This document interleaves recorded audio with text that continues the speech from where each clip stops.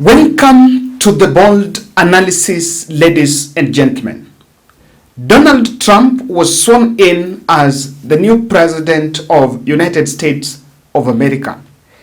And in a very strong, remarkable gesture, he issued some executive orders hours after swearing in on Monday that also have significant impact on Kenya, with the State House team in Nairobi also, of course, just reeling about the teething losses that come from Donald Trump orders. But in this podcast, we want to mirror the new orders with what the Kenyan foreign diplomacy is and why it is time for Kenya to retweak its foreign policy into the new global order. Kindly subscribe to our channel.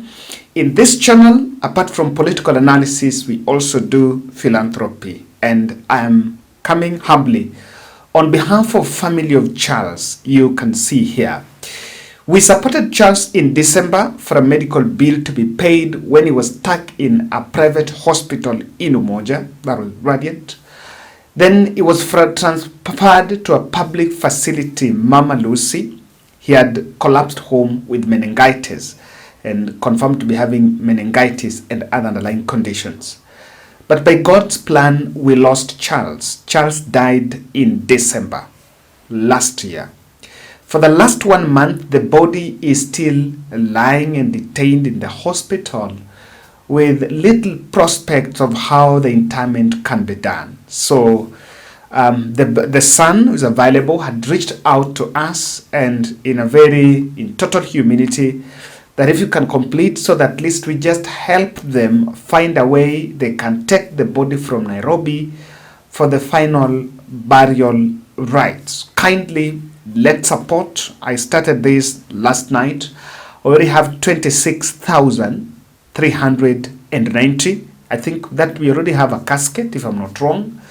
So the bit of what is needed is the transport and the pending bill that, because even in the new in Mama Lucy also incurred some cost because it was rushed there still in ICU. So kindly let's help so that we can help them offset the bills and probably just give it a closure. Sometimes death comes with a lot of challenges, and having really suffered through that, and this is someone we had already helped, I found it just fine that we can still support them, give him the last burial rites. The son's voice is here. Mimi ni firstborn and today nilikuwa naomba, mimi nimekuja mbele yenu kama mnaweza kunisaidia as a firstborn of Charles. Charles is my father, so if mimi mnaweza kutusaidia tumtoke tumpeleke home at least a rest, because amesha suffer kuna kanini, amesha suffer kwa mgonjwa tena amekufa tena mochari amekwama.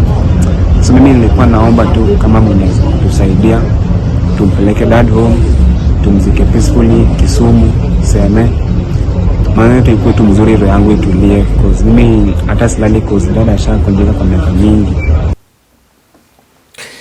Ladies and gentlemen, what does it mean for Kenya and Africa at large when the America speaks, looking at the speech by the Donald Trump? I'll want to interrogate and look at that, but I think you really love the simplicity of that swearing in. If you look at that swearing in, you'll understand it's very simple. Here, we really complicate it with several antics, and it looks a bit complicated, but I like the one you just carry and it is done and it's done. So I really like the simplicity of that swearing in. Donald Trump spoke extensively about America First policy. And this was followed by a stream of executive orders, with now diplomats saying that for the next 4 years, America is going to have transactional diplomacy, give and take. What is in it for America? And this policy, Trump really tried to expound it as the benchmark, as the policy that is going to make him turn around the American economy that, according to observers, had really gone down. We will be a rich nation again, and it is that liquid gold under our feet that will help to do it. With my actions today, we will end the Green New Deal and we will revoke the electric vehicle mandate, saving our auto industry and keeping my sacred pledge to our great American auto workers.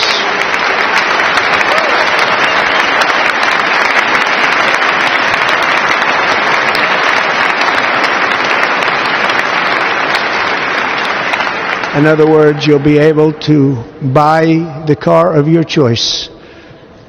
We will build automobiles in America again at a rate that nobody could have dreamt possible just a few years ago.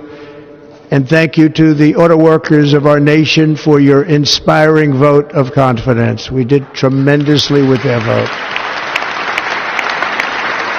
I will immediately begin the overhaul of our trade system to protect American workers and families. Instead of taxing our citizens to enrich other countries, we will tariff and tax foreign countries to enrich our citizens.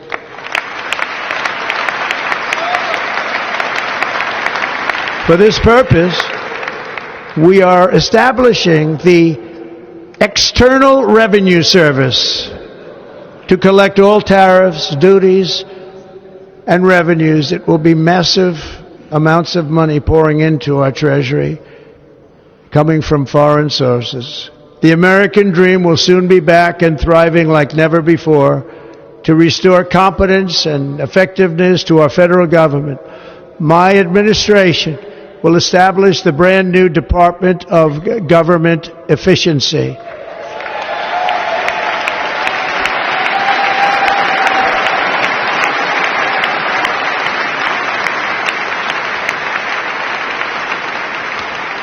After years and years of illegal and unconstitutional federal efforts to restrict free expression, I will also sign an executive order to immediately stop all government censorship and bring back free speech to America. Now, this seemed to be the world order. If America, the leading global world power, is adopting America First policy, and in this video, we're going to look at the stream of changes and the stream of orders that issued that even affected Kenya, that are even affecting Kenya, that seemed to be the new order. Several other global powers are going to take that direction. Quite a number are going to take that direction. And it made us, President Traore, I listened to his New Year speech in Burkina Faso.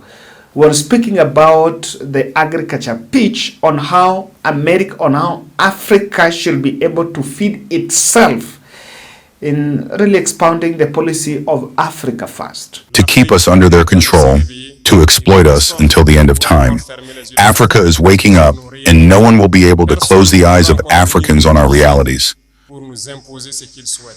No one will be able to come and divide us, to impose what they want on us. We have done everything to be here today to speak to you, but also to come and wish President John Mahama a good change.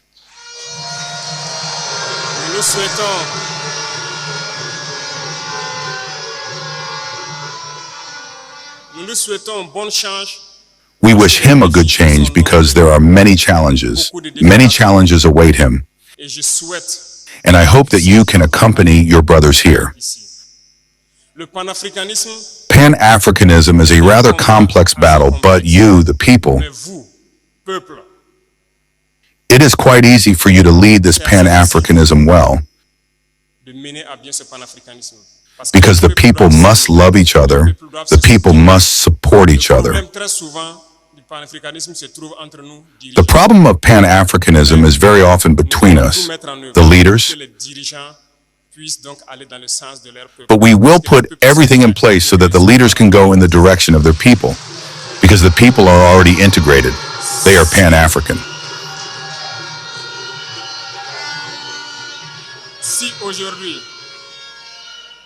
Si aujourd'hui, le Ghana a décidé de If today Ghana decided to bring President John Mahama to the head of the country, it is a strong message. Et je souhaite que vous, And I wish that you, Burkinabe living in Ghana, you can accompany President John Mahama. le président John Mahama. La tâche sera difficile. The task will be difficult. There will certainly be challenges on the security Sur le level, plan sécuritaire, sur le volet économique. on the economic level. Que vous puissiez accompagner les forces de défense et de sécurité du Ghana. I wish that you can accompany the forces of defense and security in Ghana much as you can, both on the intelligence level and on the economic level, as much as you can. Support them as if you were supporting the Burkinabe armed forces. Les défis peuvent être très nombreux.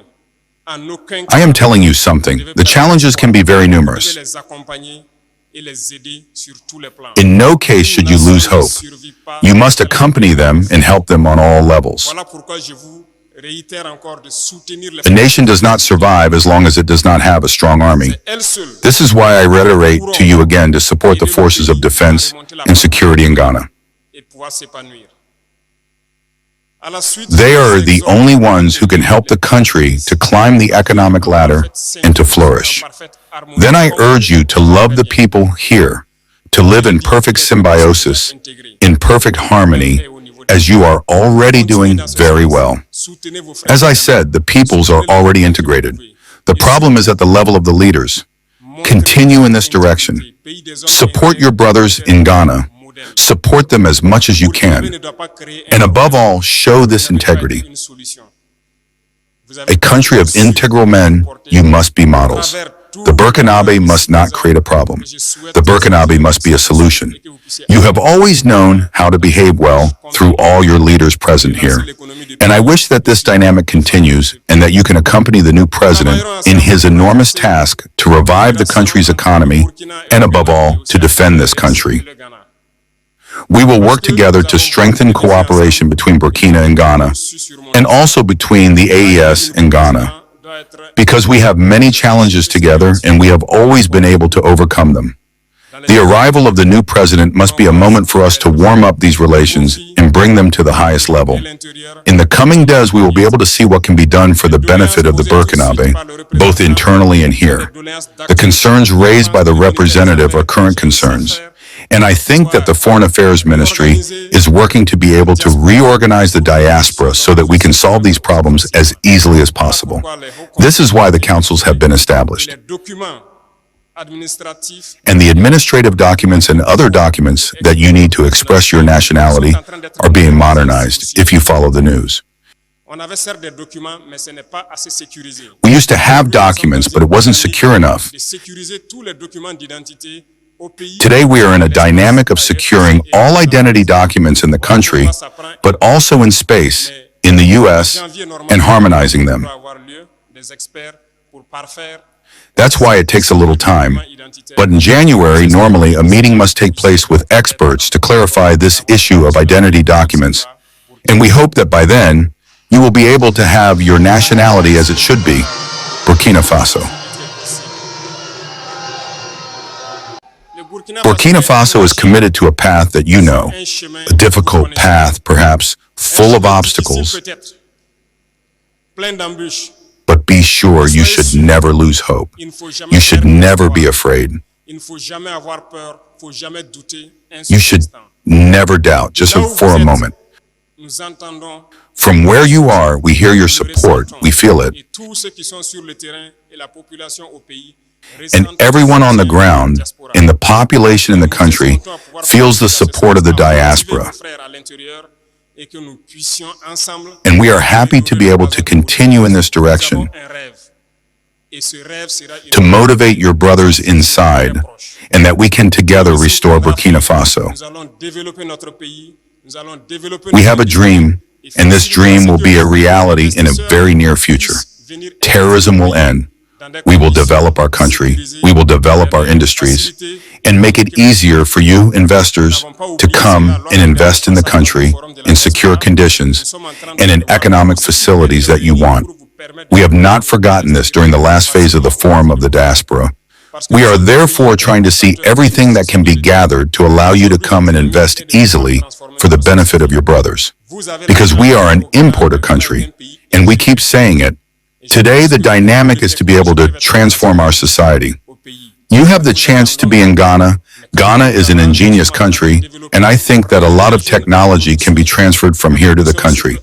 So we are waiting for you. As for us there, we are developing to bring young people back to production, especially agricultural production, into transformation.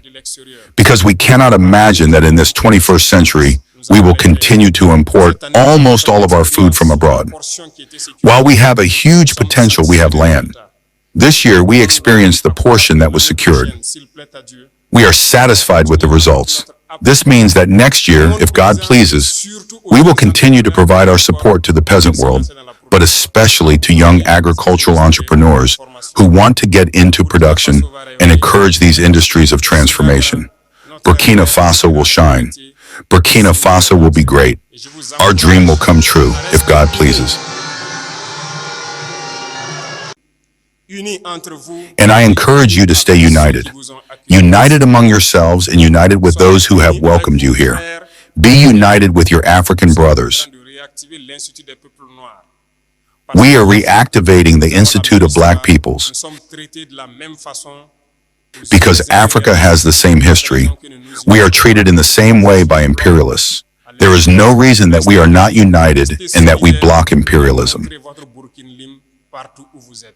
Stay united, and show your Burkina Faso wherever you are. Thank you very much. I would like to ask a few questions. We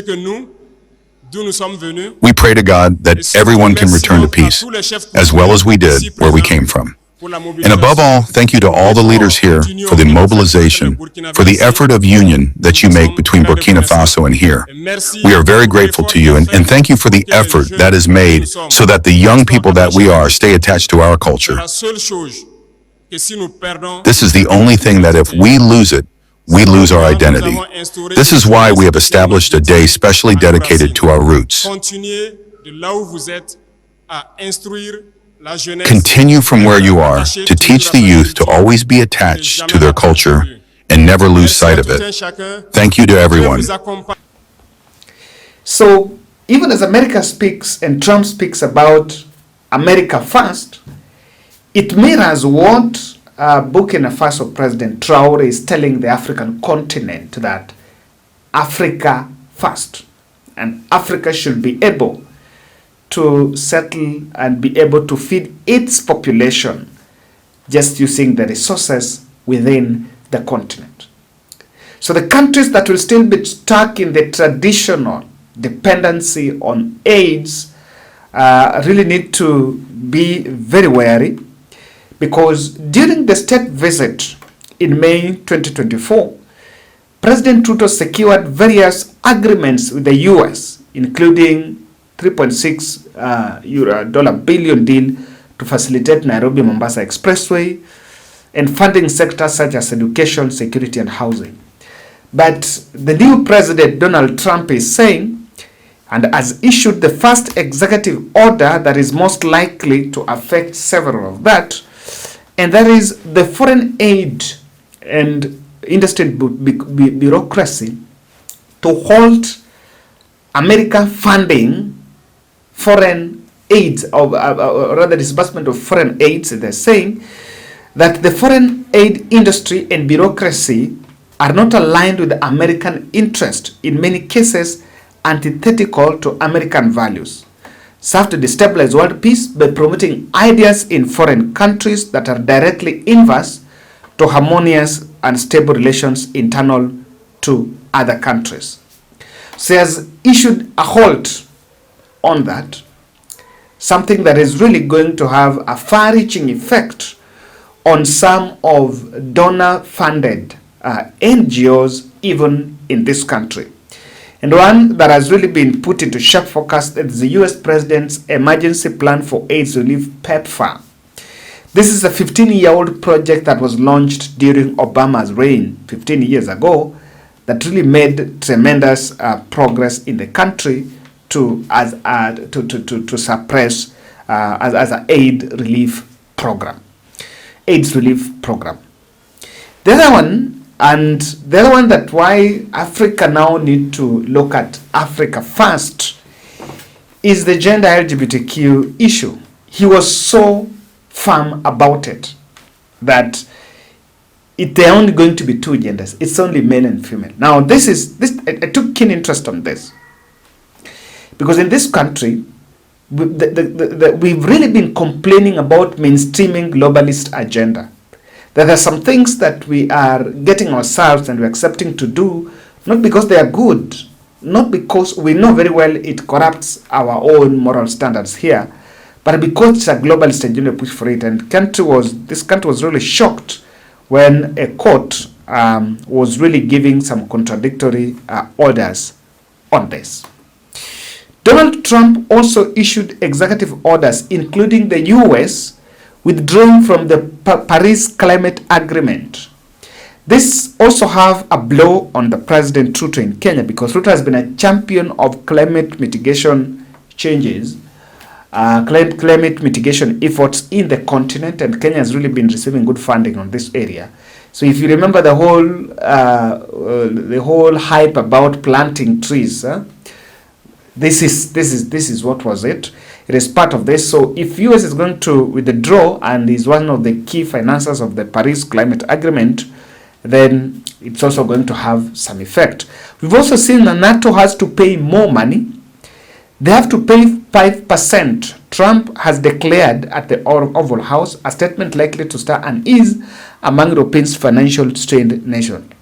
Kenya was designated as a major non-NATO US ally. And there is also this one of withdrawing from the World Health Organization. So many other NGOs and several agencies in the country also work under World Health Organization. Even the Ministry of Health also get a lot of funding through the World Health Organization. Remember the NET program that we were talking about, the net distribution program that was part of a corruption scandal that was leveled against Rigathi Gachagua. So this is going to be, and the way Trump has set the tone, he seemed to, one thing I realize is he did not change.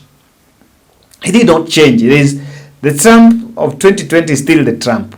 In fact, he has even now intensified American first. Even by that time, there were so many questions about his policies on immigration and migrants and all that. So if you read the whole document, you'll read several other orders that he has issued, even on migrants and how he's going to navigate all that space. So this is a wake-up call to the continent that you need to think about you. The dependence, the era of depending on foreign aid is clearly coming to an end. President Ruto must relook the globalist agenda channeled in the country, because most of them, as much as we want to praise them, it's not even something that is in our interest. Our foreign policy should also be flexible to respond to the global changes, because the era of a country, the era of Kenya, depending on foreign aid, that era is coming to an end. So we must utilize our resources. We must maximize our own revenue generation here, so that we can support. For example, if that PEPFAR project is stopped in the US, that is going to be a big blow. I can tell you that's going to be a big blow, and I'm not sure whether we have enough resources in the country to be able to bridge. And if these are going to be, it's going to cause more strain, especially on countries like Kenya that depended on the foreign aid. Lastly, I want to mention something. I realized that Trump aligned himself with the tech giants, the Twitter guys, the Mark Zuckerberg, the Facebook, the TikTok guys, the founders, the Google, the Microsoft. He surrounded himself with the tech guys, and there's the people that, they have giant shares, some of the big billionaires in the US. So, and you'll realize that even around all that debate that TikTok was going to be banned, it didn't go. He actually changed his position on that. So that's a clear message also to Kenya. Let's not demonize technology. Let us not demonize technology. Let us not try to censure. I've had discussions about create offices, do this, do that. But we must navigate that space very carefully, because technology is the new world order. So any administration that goes against technology, I think, is getting it wrong. Thank you.